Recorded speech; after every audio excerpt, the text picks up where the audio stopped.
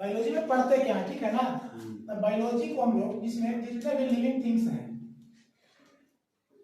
Living things, इसका study किया जाता है, ठीक है। स्टडी ऑफ लिविंग थिंग्स जिसको हम लोग बायोलॉजी कहते हैं, यानी जितने भी सजीव पदार्थ, सजीव पदार्थों का जो अध्ययन होता है वही बायोलॉजी कहलाता है। बायो मतलब जो जीवित होते हैं, और लॉजी मतलब अध्ययन, और यहीं से बायो मतलब जीवित और लॉजी मतलब अध्ययन। बायोलॉजी में स्टडी ऑफ लिविंग थिंग्स यानी कि सजीवों का अध्ययन करते हैं। इसमें सबसे पहले इसका जो नामकरण है, यानी बायोलॉजी नाम का जो प्रयोग था, बायोलॉजी नाम का पहला प्रयोग जो था, बायोलॉजी नाम का पहला प्रयोग ये कौन किए थे पता है? बायोलॉजी नाम का सबसे पहले प्रयोग जो थे वो लैमार्क किए थे, लैमार्क एंड ट्रेविरेनस। अच्छा, बायोलॉजी के पिता, ठीक है, लैमार्क और ट्रेविरेनस, ठीक है। ये लैमार्क और ट्रेविरेनस सबसे पहले बायोलॉजी जीव विज्ञान नाम का प्रयोग किए थे, ठीक है। और ये किए थे 1801 ईस्वी में, 1801 ईस्वी में, ठीक है।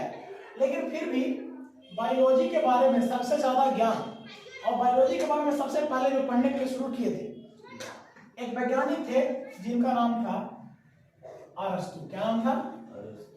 अरस्तु। और इन अरस्तु को ही हम लोग जीव विज्ञान का पिता कहते हैं, यानी फादर ऑफ बायोलॉजी, वो कहते हैं अरस्तु को, ठीक है। अच्छा, अरस्तु को जीव विज्ञान का पिता कहा जाता है क्योंकि इन्होंने बहुत ज्यादा ज्ञान दिया था बायोलॉजी के बारे में, जीव विज्ञान के बारे में। और इसका पहला प्रयोग, इसके नाम का बायोलॉजी यानी जीव विज्ञान नाम का सबसे पहले प्रयोग किए थे लैमार्क और ट्रेविरेनस नामक वैज्ञानिक 1801 ईस्वी में। अब एक चीज है, ये जो बायोलॉजी है, बायोलॉजी इसके दो भाग हैं। कितने भाग? दो भाग, ठीक है। एक को बोलते हैं हम लोग जूलॉजी और एक को बोलते हैं बॉटनी। जूलॉजी को इंग्लिश में हम लोग जंतु विज्ञान बोलते हैं और इसको क्या बोलते हैं? वनस्पति विज्ञान। ध्यान देना, वनस्पति विज्ञान। तो एक सेकंड, जंतु विज्ञान में जो स्टडी किया जाता है उसको बोला जाता है स्टडी ऑफ जितने भी जीव जंतु हैं, जितने भी जीव जंतु हैं। इसमें होता है प्लांट का, ठीक है, और इसमें जीव जंतु। इसमें अगर हिंदी में लिखना चाहे तो और इंग्लिश में लिखना चाहे तो दो, यानी कि इसमें बोला जाए कि जंतुओं का अध्ययन किया जाता है, जंतुओं का अध्ययन। और जंतु में ऐसा मत सोचना कि खाली जानवर, बैल, गाय, भैंस, सब जंतु में हम लोग भी आ जाते हैं, ठीक है। यानी स्टडी ऑफ, अगर एनिमल लिखे ना, स्टडी ऑफ एनिमल, तो मत सोचना कि सिर्फ एनिमल जानवर, पूरा जंतु होता है, एनिमल में भी जंतु होता है, ठीक है। अच्छा, और इसमें क्या होता है? Study of plant, study of plants, यानी कि इसमें वनस्पति यानी पेड़ पौधों का अध्ययन किया जाता है। इसमें अच्छा, तो एक चीज इसके बारे में जो सबसे ज्यादा ज्ञान दिए थे ना, यानी जूलॉजी, जंतु विज्ञान में जो सबसे ज्यादा ज्ञान दिए थे, सबसे ज्यादा बातें बताए थे, उनका नाम था अरस्तु। क्या नाम था? अरस्तु। और इनको इसीलिए इसका पिता भी कहा जाता है, यानी कि जंतु विज्ञान का पिता किसको कहा जाता है? अरस्तु। जंतु विज्ञान का पिता अरस्तु को। अब है ये स्टडी ऑफ प्लांट, इसमें पेड़ पौधों के बारे में जानकारी प्राप्त करेंगे। पेड़ पौधों में जितना भी काम होता है, प्रकाश संश्लेषण, श्वसन, परिवहन, है ना, उत्सर्जन, जितना होता है सब के बारे में बहुत सारा ज्ञान दिए थे एक वैज्ञानिक जिनका नाम था थियोफ्रेस्टस। Theophrastus, Theophrastus. और यही जो है इनके पिता है, इसीलिए उनको जनक किनको कहा जाता है? क्योंकि उसके बारे में बहुत ज्यादा ज्ञान है उनको, है ना, इसलिए कहा जाता है कि वनस्पति विज्ञान का पिता कौन थे? थियोफ्रेस्टस, ठीक है। इसके बाद अब थोड़ा सा जान लेते हैं, ये तो नॉर्मल सा चीज हो गया। अब थोड़ा हम लोग ये चीज जानते हैं कि अब इसमें बायोलॉजी में हम लोग पढ़ेंगे क्या क्या। सबसे पहले 9th क्लास से ही पढ़ना है कि शरीर में सबसे छोटा इकाई जो होता है वो क्या होता है? किसी को पता है क्या? केंद्रक। शरीर की सबसे छोटी इकाई सेल से भी छोटा, सबसे छोटी इकाई न्यूरॉन या जीन और नेफ्रॉन, आप लोग पढ़े होंगे पहले, ठीक है ना। तो उसके अंदर न्यूरॉन को हमको पढ़ना पड़ेगा। न्यूरॉन एकदम छोटा होता है, एकदम छोटा। हालांकि ऐसा सबसे छोटा सेल होता है, लेकिन वो काम किसकी वजह से करता है? न्यूरॉन की वजह से, इसलिए उसको कहा जाता है सबसे छोटा, ठीक है ना, सबसे छोटी। अच्छा, और तंत्र में आएगा ना, तंत्र में तो बड़ा भी होता है, वो पूरा सम्मिलित रूप सबसे बड़ा होता है और सबसे अकेला रहेगा तो छोटा रहेगा। याद पड़ेगा। हमारा पूरा शरीर देखिए, सबसे पहले पूरा शरीर बना हुआ है, समझने वाला चीज है। ये पूरा हमारा है जो पूरा शरीर बना हुआ है ये किससे बना हुआ है? हमारा ये जो शरीर बना है ना ये कोई ना कोई तंत्र से बना है। तंत्र से, क्या तंत्र। और ये तंत्र कौन सा होता है? जैसे श्वसन तंत्र, परिवहन तंत्र, उत्सर्जन तंत्र। और श्वसन तंत्र में तो क्या वो चीज आ जाता है? सबसे पहले हम कुछ भी पढ़ेंगे बायोलॉजी में तो पूरा शरीर के बारे में पढ़ेंगे। अच्छा, शरीर को तोड़ तोड़ के पढ़ना है तो पहले तोड़े उसको तंत्र भी, श्वसन तंत्र को अलग पढ़ेंगे, उत्सर्जन तंत्र को अलग पढ़ेंगे और पाचन तंत्र को अलग पढ़ेंगे, है ना। ये सारे तंत्र को अलग अलग। अच्छा, तो तंत्र अगर पढ़ना चाहेंगे तो सोचेंगे कि तंत्र भी अलग अलग करते हैं हम लोग, सबको अलग अलग।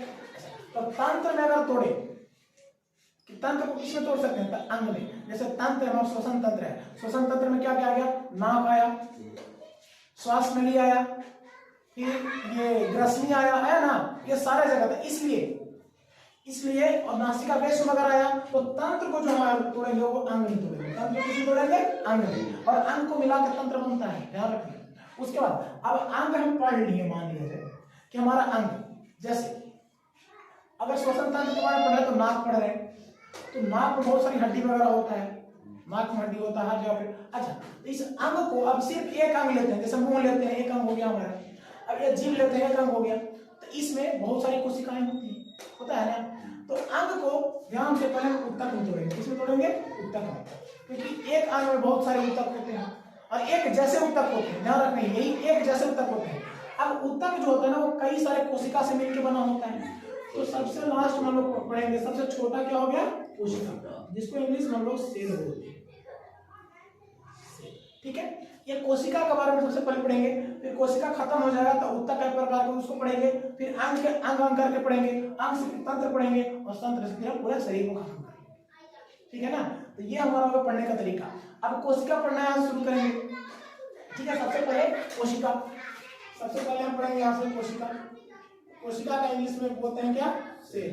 बैटरी को इंग्लिश में बोलते हैं सेल, कच्छा के इंग्लिश में बोलते हैं सेल, कपड़े को बेचने को कहते हैं इंग्लिश में सेल। ठीक है, बहुत सारे सेल होते हैं, फिजिक्स, केमिस्ट्री, बायोलॉजी और इकोनॉमिक्स, बहुत चीजें अलग। ठीक है, अच्छा, अब ये सेल कोशिका के बारे में पढ़ेंगे हम लोग। कोशिका क्या होता है? तो सबसे छोटा जिससे बनता है हमारा शरीर, इसमें सबसे छोटा चीज क्या है? कोशिका है। अब कोशिका क्या होता है, कई प्रकार का होता है, ये सब चीज के बारे में पढ़ेंगे। ठीक है ना। तो सबसे पहले कोशिका, यहाँ ध्यान दीजिए, कोशिका जो होता है वो ये दोनों चीज में होता है। कोशिका जो होता है, इससे पहले पढ़ने से पहले ये जान लेते हैं कि कोशिका क्या है। कोशिका, इसके अध्ययन को हम लोग, इसके स्टडी को यानी कोशिका के अध्ययन को याद करिए साइटोलॉजी पढ़ते हैं। क्या कहते हैं? साइटोलॉजी। जहां भी साइटो आएगा कोशिका, लॉजी मतलब। ठीक है, अब ये हो गया स्टडी ऑफ सेल, इसको साइटोलॉजी कहते हैं। ठीक है, अब इस कोशिका का खोज सबसे पहले इसका जो खोज किया था, जिसका क्या नाम था? कोशिका का खोज जो किए थे, खोज करता इनको नाम था रॉबर्ट हुक। क्या नाम था? रॉबर्ट। और ये कब किए थे? 1665 ईस्वी। ठीक है, सबसे पहले खोज किए, हालांकि देखे थे पहले यही लीवर नहीं, वो गलत चीज है। हम बताते हैं लीवर नाउ देखे थे क्या, बताएंगे। कहीं लिखा था उससे हमको मतलब नहीं है, हम एकदम बेहतरीन चीजों पढ़ा रहे हैं। ये खोज करता कौन था? रॉबर्ट हुक, 1665 ईस्वी। लेकिन ये वो दिक्कत था कि जो खोज किए थे ना, ये कोशिका जो था वो कैसा खोज था? ये मृत कोशिका। कैसा था? मृत कोशिका, ये जीवित कोशिका नहीं था। मृत कोशिका का खोज कौन किए थे? रॉबर्ट हुक किए थे। और ये कहाँ उनको मिला था? तो पेड़ की छाल में मिला था। पेड़ की छाल में, पेड़ की छाल, इस छाल को कभी कभी इंग्लिश में लिख देता है कॉर्क। ठीक है, पेड़ के कॉर्क में मिला था। क्या मिला था? तो मृत कोशिका। ठीक है, अच्छा, तो फिर एक और बात होता है कि भाई ये तो मृत कोशिका हो गया, तो फिर जीवित कोशिका का खोज कौन किया? जीवित कोशिका, इसके जो खोज करता थे ना, जीवित कोशिका के जो खोज किए थे वो किए थे लीवेनहॉक।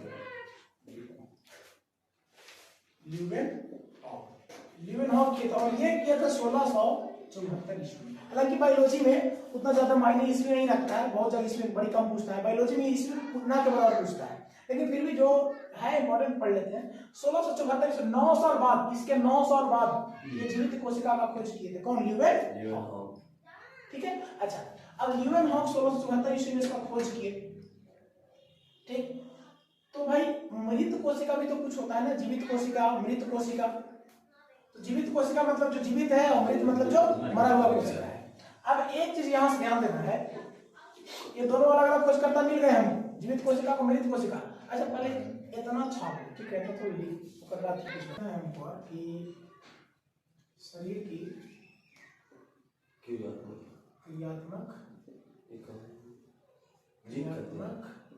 एवं संरचनात्मक जो इकाई होती है वो क्या होती है, कोशिका होती है, सेल होती है, ठीक है ना, इसको लिख लेना है। और एक चीज और, ये जो सजीव कोशिका का जो खोज किया था ना ल्यूवेनहॉक, इसके साथ साथ में ये भी लिख लेना है। देखिए इधर सजीव कोशिका एंड फिर आगे कहा पड़ेगा सजीव किसी कोशिका और जीवाणु, ये दोनों का खोज कौन किए हैं, ल्यूवेनहॉक किए, ठीक है ना। सजीव कोशिका और जीवाणु दोनों का खोज ल्यूवेनहॉक किए थे। कोशिका के बारे में, कोशिका आखिर कैसे काम करता है, क्या करता है, तो कुछ ना कुछ नियम का पालन करता है ना, तो इस चीज को हम लोग कोशिका सिद्धांत कहते हैं। कोशिका सिद्धांत। कोशिका सिद्धांत कोशिका क्या नहीं करता है, क्या नहीं करता था। कोशिका सिद्धांत टोटल 2 होते हैं। कितना होता है, कोशिका सिद्धांत 2 होता, और उसको दिया था कौन, कोशिका सिद्धांत कौन दिया था, नहीं, अच्छा स्वान स्लाइडेन और स्वान, स्लाइडेन और स्वान, ठीक है।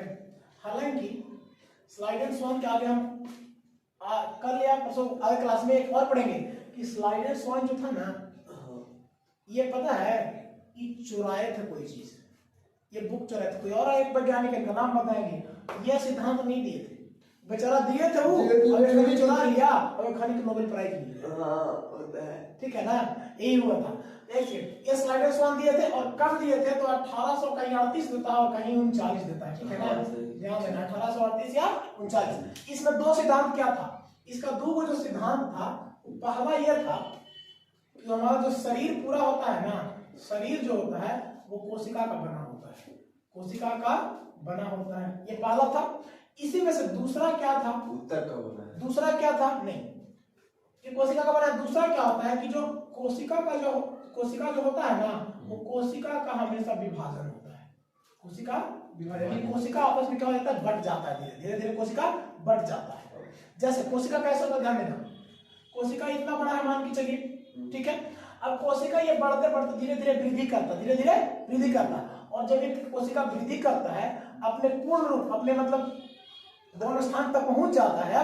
अब पहुंचने के बाद ये क्या होता है कि धीरे धीरे कहीं एक स्थान से सिकुड़ने लगता है, कहीं एक स्थान से सिकुड़ने, ये हुआ। इसके बाद ये और इतना बड़ा हुआ, और बड़ा जब ये अपने औकात से ज्यादा हो रहा है, तो बढ़ते बढ़ते फिर ऐसे होना ये शुरू हो जाता है, ऐसे ऐसे होना शुरू हो गया, और होते होते फिर होते होते एक कंडीशन में ऐसे आया, एकदम सट गया ऐसे, और यहाँ से ऐसे आ गया ये, ठीक है। और धीरे धीरे उसके बाद ये बनने के बाद ये अलग से कोशिका बनता है, ठीक है ना, एक कोशिका ऐसे बनता है, ठीक। जैसे एक चीज जरा ध्यान दो, हम अगर मान के चलो सोनू गमछा बांध रहा है, उसको मारेंगे झपड़ कान पे, ठीक है ना, तो कान पे झपड़ मारे, अब जितना कान के पास कोशिका था ना, सब मर गया, सब कोशिका मर गया। अगर कान की कोशिकाएं मर गई तो कान में खून का प्रवाह बंद हो गया, अब कान लटक जाएगा इसे, लेकिन तैयो कहा रह जाता है, क्योंकि जितनी कोशिकाएं मरती है उसी क्षण कहीं उससे ज्यादा कोशिकाएं फिर जीवित रह जाती है, तुरंत मतलब कोशिका विभाजन हो जाता है। मारे तो ये कोशिका मर गया, मान लीजिए अगर बगल ये कोशिकाएं है ना, इसके बगल बहुत सारा अगल बगल कोशिकाएं बहुत सारा, ठीक है ना, तो मान लेते कुछ मर गया और कुछ बच गया, तो जैसे ये मर गया ना, तो एक वाला का स्थान में खाली मिल गया।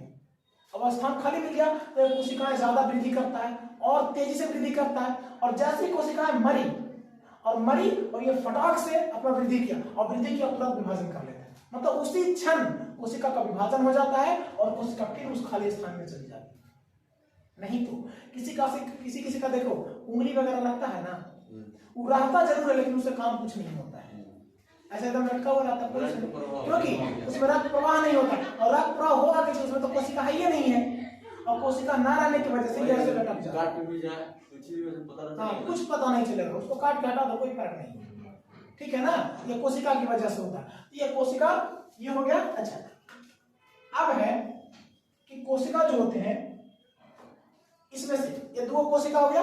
अब एक सेकेंड, अब यहां समझना, ये कोशिका सिद्धांत का ना, कोशिका सिद्धांत का कोई अपवाद है, कोशिका सिद्धांत का अपवाद है, कोशिका सिद्धांत का अपवाद, और इस अपवाद को हम लोग वायरस कहते हैं। क्या कहते हैं? वायरस। क्योंकि वायरस का कभी भी कोशिका विभाजन नहीं होता है, वायरस का कोशिका विभाजन नहीं होता, और वायरस होने भी नहीं देता, क्योंकि जो वायरस होता है ना, ये कोई कोशिका होता ही नहीं है, वायरस कोशिका होता ही नहीं है, तो विभाजन होगा कैसे?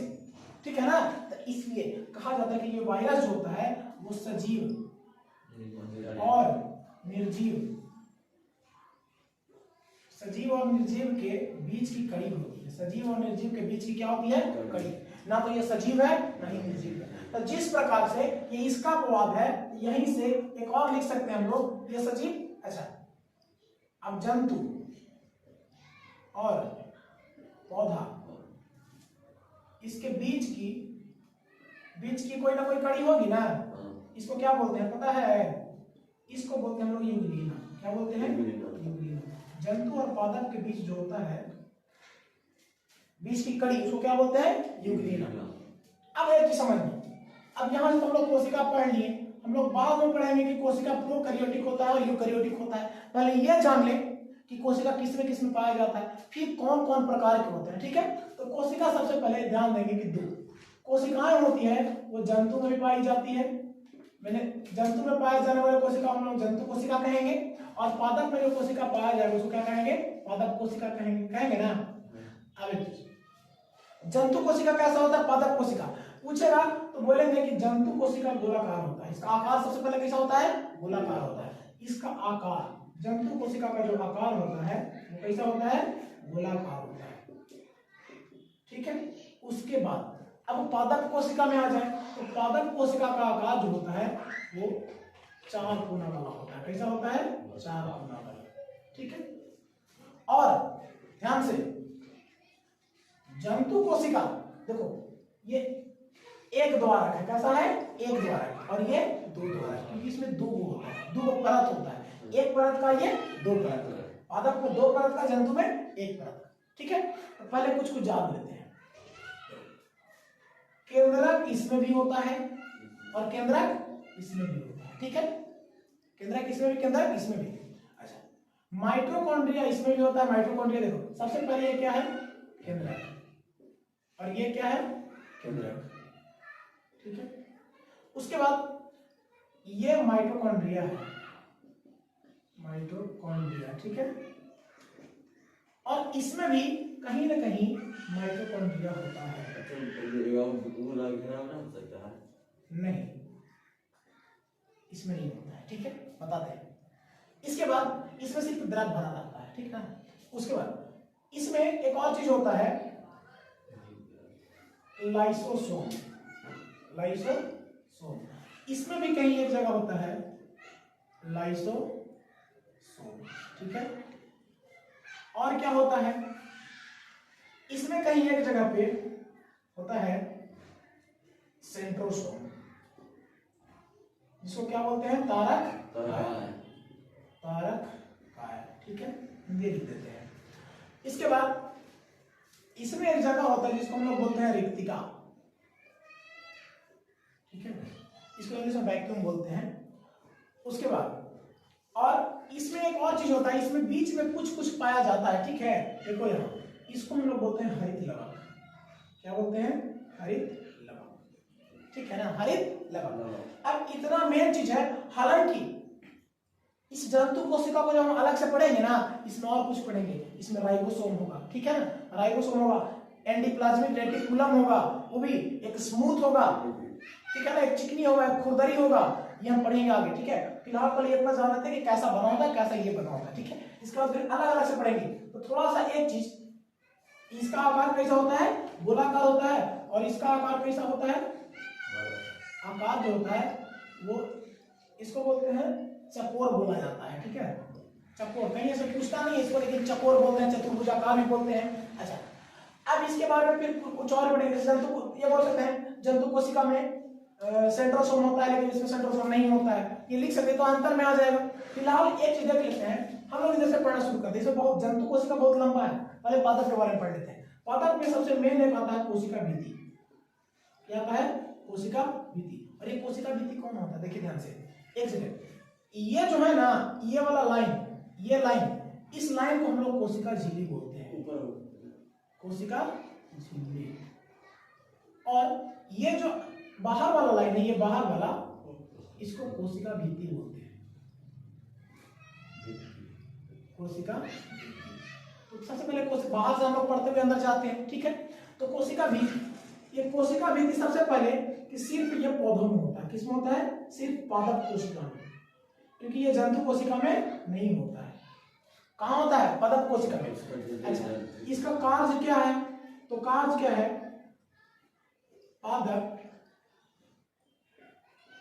पादप कोशिका का जो आंतरिक भाग है ना, पादप कोशिका का जो आंतरिक भाग, पादप कोशिका का आंतरिक भाग, इसकी सुरक्षा प्रदान करना है, इसकी सुरक्षा प्रदान करना है। और ये कठोर होता है। क्या होता है? कठोर। पेड़ पौधे के ऊपर भाग क्या होता है? कठोर।